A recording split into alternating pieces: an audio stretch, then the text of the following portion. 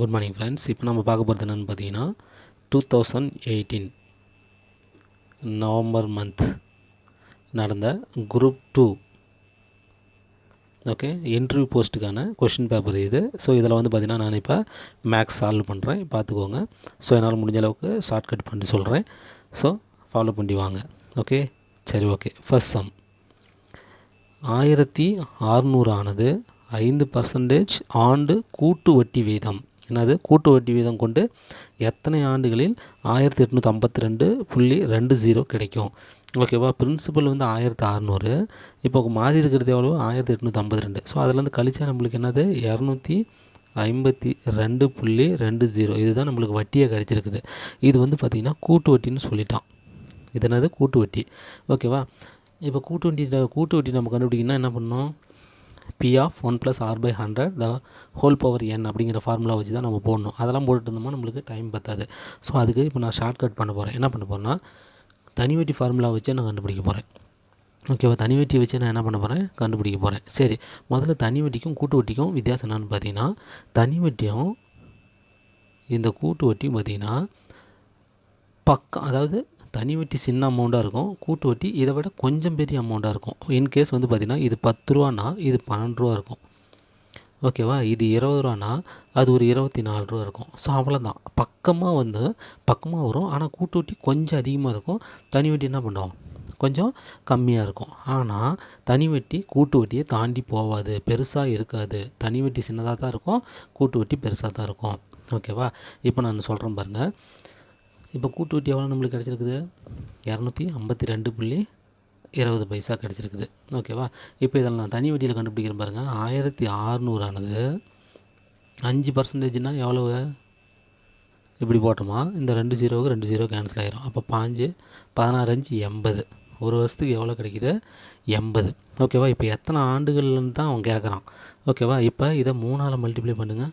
3ஆல் multiply பண்ணால் 8 3 24. So 240. இது வந்து தனி வட்டி. நம்மளுக்கு கூட்டு வட்டி இங்கே எவ்வளோ கண்டுபிடிச்சி வச்சுருக்கிறோம்? 252. ஸோ 240 பெருசா 252 பெருசா? 252 தான் பெருசு. ஸோ அப்போ பக்கமாகவும் இருக்குது. நான் என்ன சொன்னேன்? கூட்டு வட்டிங்கிறது வந்து பார்த்திங்கன்னா தனி வட்டிங்கிறது கூட்டு வட்டிக்கு பக்கமாக இருக்கும், ஆனால் கூட்டு வட்டியை விட கொஞ்சம் கம்மியாக இருக்கும், கொஞ்சம் தான் வித்தியாசம் இருக்கும். பாருங்கள் 240 இருக்குது, இங்கே 252 இருக்குது, 12 தான் வித்தியாசம்.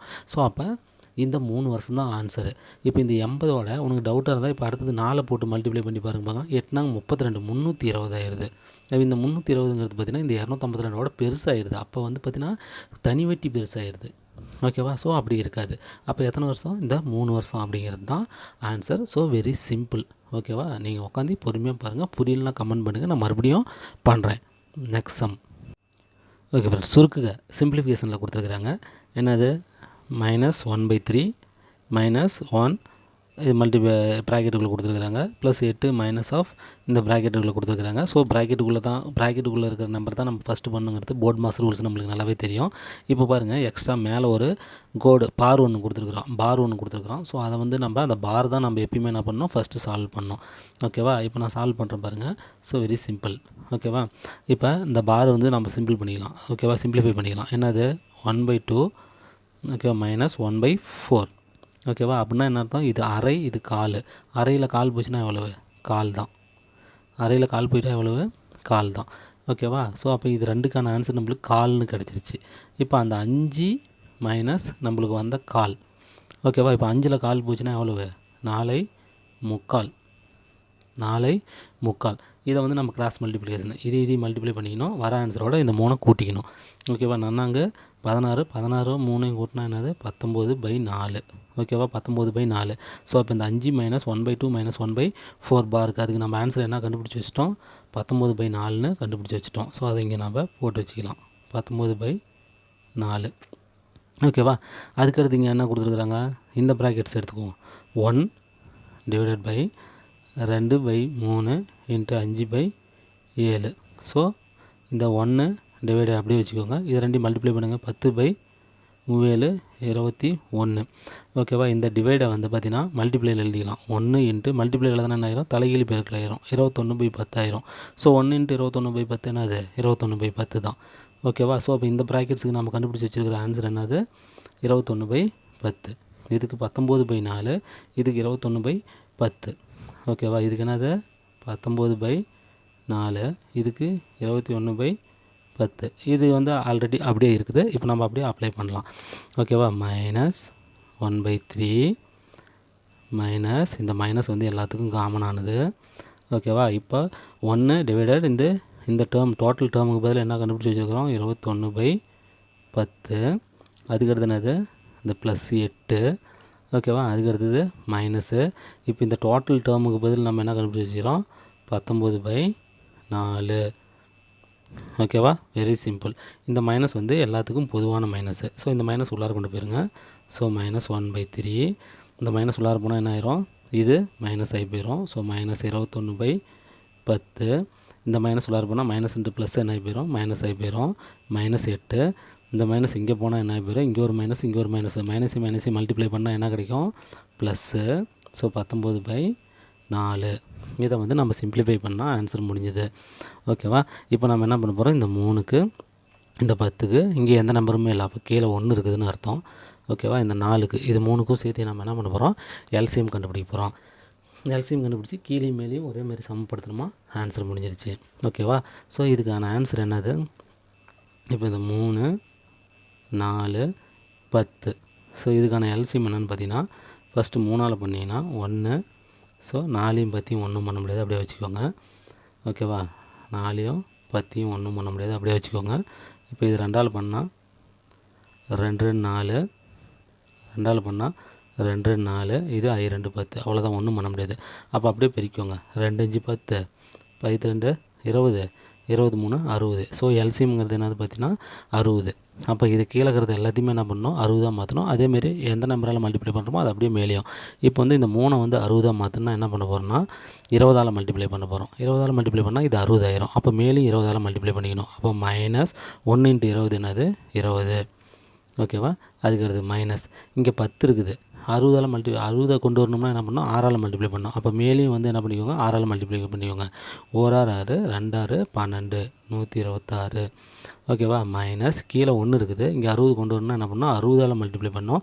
அப்போ இங்கேயும் 60ஆல் மல்டிப்ளை பண்ணோம். 8 6 48, 480. ஓகேவா. அதுக்கடுத்து ப்ளஸ்ஸு இங்கே என்னது 5ஆல் மல்டிப்ளை பண்ணால் 60 ஆயிரும். அப்போ இங்கேயும் என்ன பண்ணிக்கோங்க, 5ஆல் மல்டிப்ளை பண்ணிக்கோங்க. ஓகேவா. ஸோ 5 19 × 5 எவ்வளவு, 20 × 5 எவ்வளவு 300. அதுலேருந்து ஒரு 5 கழிச்சிட்டிங்கன்னா 285. 285. ஸோ இதில் எல்லாத்துக்குமே பொதுவாக கீழே இருக்க போகிறது என்னது 60. இதில் எல்லாத்துக்குமே பொதுவாக கீழே இருக்க போகிறது என்னதுன்னு பார்த்தீங்கன்னா 60. So very simple.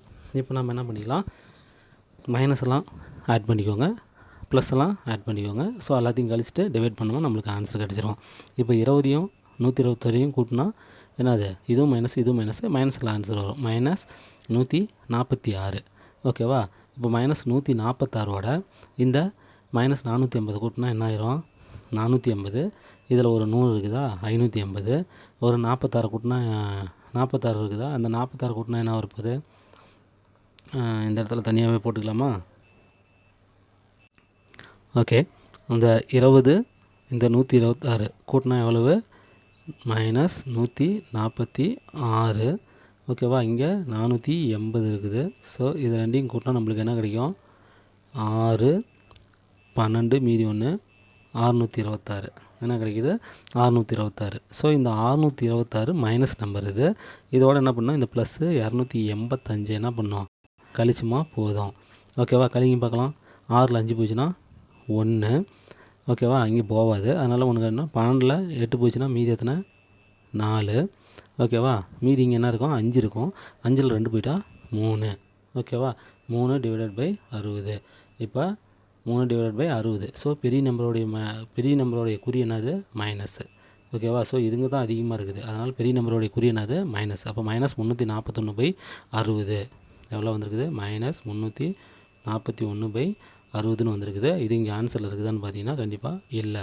அப்போ அவன் வந்து அடித்து சொல்லியிருக்கிறான். ஓகேவா. ஸோ மைனஸ்ன்னு சொல்லிட்டாங்க. அப்போ ஆன்சர் நம்மளுக்கு மைனஸில் வரப்போகுது. ஸோ இதை வச்சு நீங்கள் ப்ளஸில் இருக்கிற ஆப்ஷன்ஸ் எல்லாமே நீங்கள் என்ன பண்ணிடலாம், கேன்சல் பண்ணிடலாம். ஓகேவா. சரி ஓகே. இப்போ பாருங்கள், நான் அடிக்கிறேன் பாருங்கள். ஓர் 60 60, I 60 300. எவ்வளவு 5 60 300. ஆன்சர் வந்து மைனஸில் வந்துடணும். ஸோ -5ங்கிறது ஆன்சரு.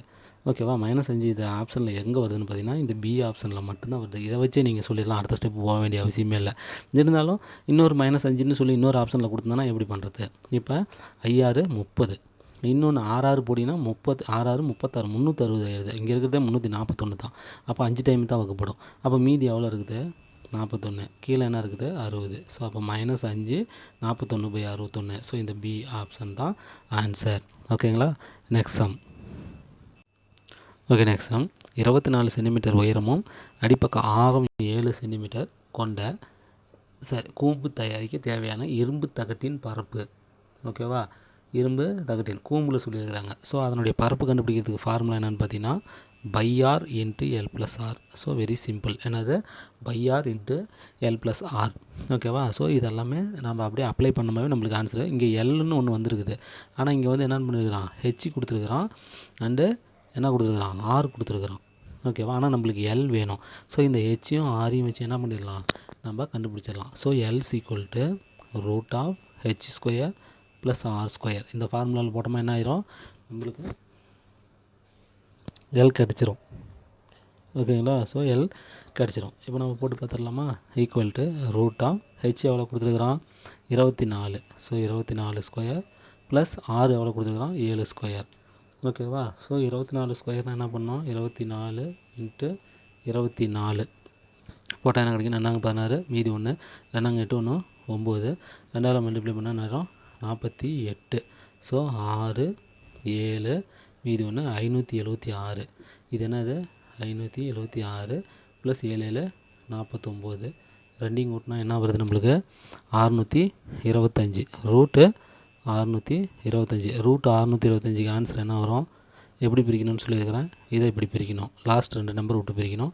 இந்த 5 இந்த 5ல் முடிஞ்சாவே நம்மளுக்கு ரூட்டுக்குள்ளே என்ன வெளியே ஆன்சர் வரும்? 5 தான் வரும். இப்போ இது என்னது? 6 இருக்குது. 6க்குள்ளே பர்ஃபெக்ட் ஸ்கொயர் என்னது?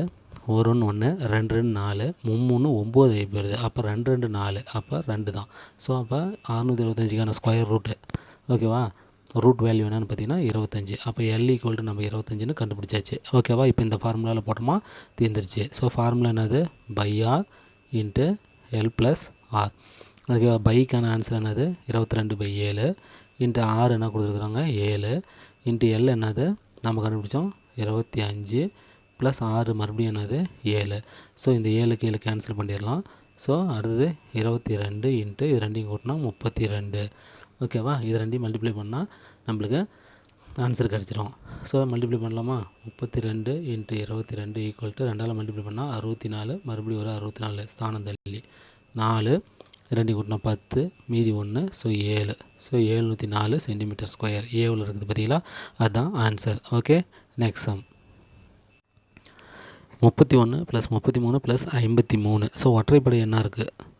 ஓகேவா? ஸோ இந்த ஒற்றைப்படை எண்ணா கொடுத்துருக்குறாங்க. இந்த ஒற்றைப்படை எண்களின் கூடுதலுக்கான ஃபார்முலா நம்மளுக்கு தெரியும். ஓகேவா? என்னது? l + 1/2 the whole square. So இதுதான் அதுக்கான ஃபார்முலா. ஓகேவா? ஆனால் இது வந்து கண்டினியூவாக கொடுத்துருக்கணும். 1 + 3 + 5 + 7 + etc. எத்தனை வேணாலும் கொடுக்கட்டும். அப்படி கொடுத்தா நம்ம அந்த ஃபார்முலா யூஸ் பண்ணிடலாம் டைரெக்டாக.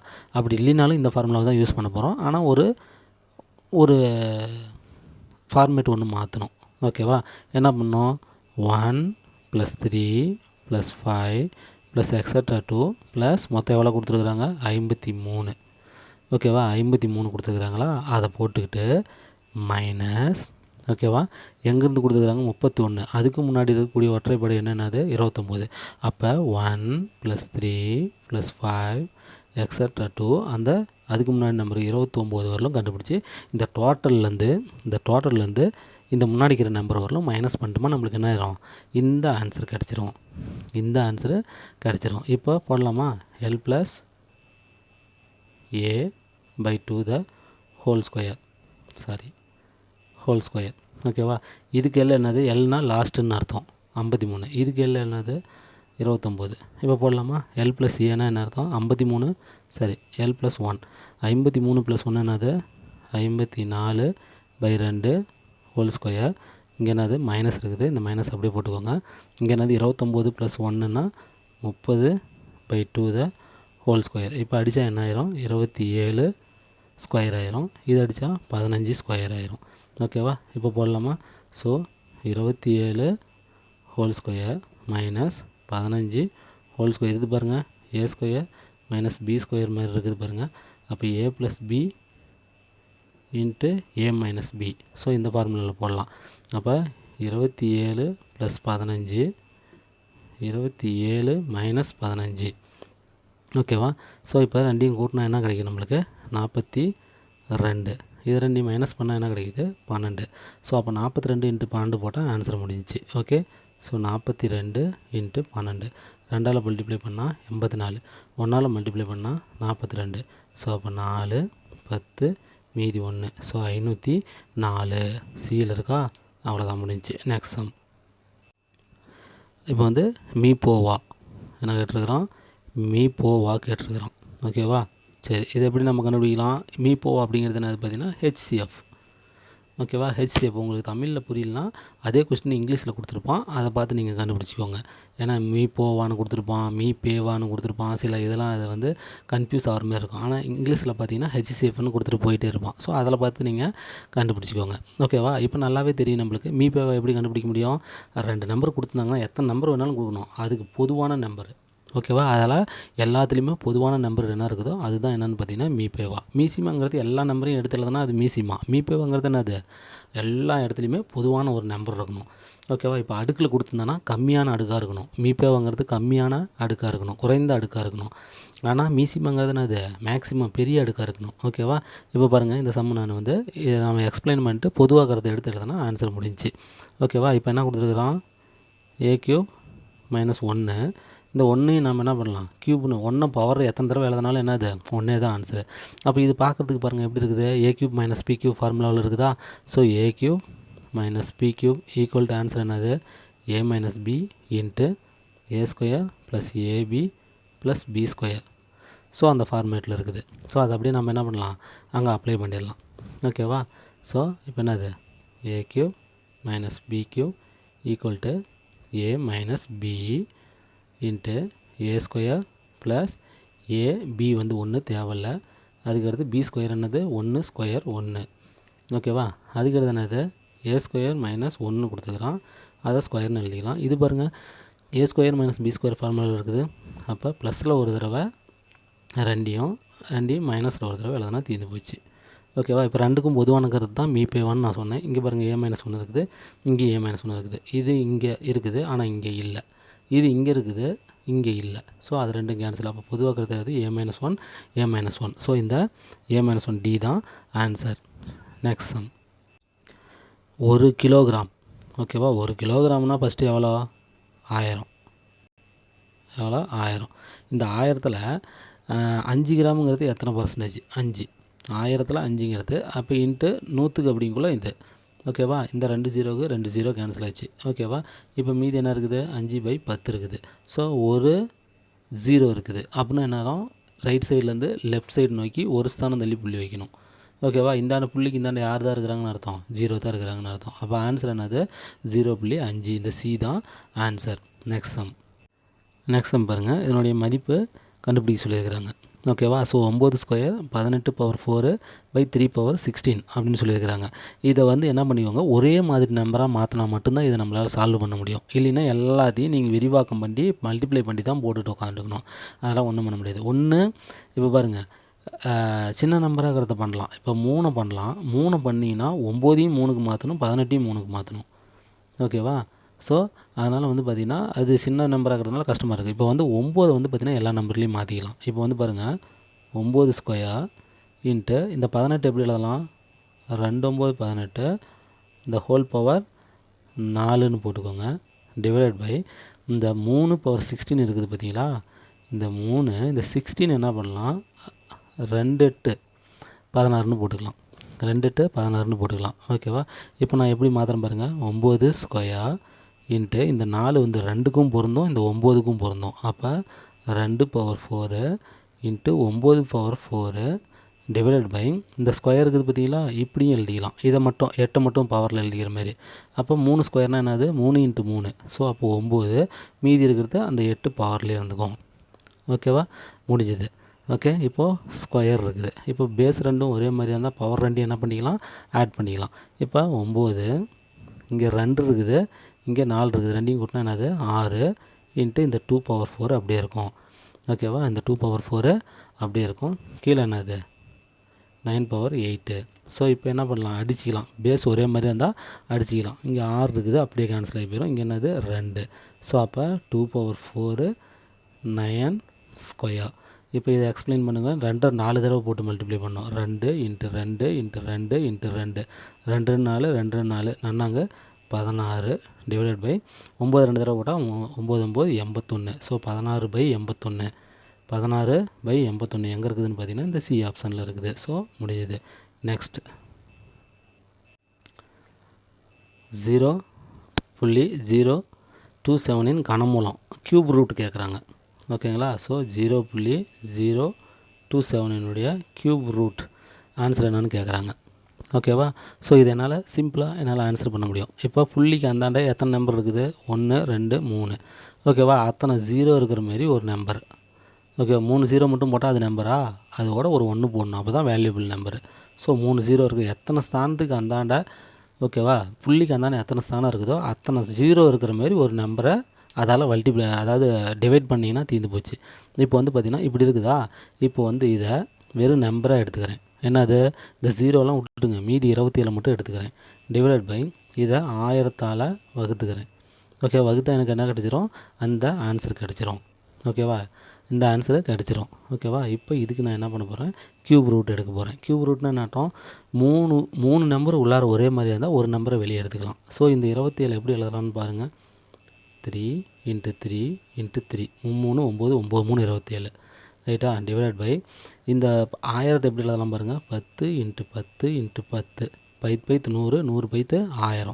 ஸோ இது க்யூப் ரூட்டு. நான் என்ன சொல்லியிருக்கிறேன், 3 நம்பர் ஒரே மாதிரி இருந்தால் வெளியே எடுத்துக்கலாம்னு சொல்லியிருக்கிறேன். பாரு 3 3 இருக்குது, அப்போ ஒரு 3 வெளியே எடுத்துக்கோங்க. 3 10 இருக்குது, டிவைடட் பை ஒரு 10 வெளியே எடுத்துக்கோங்க.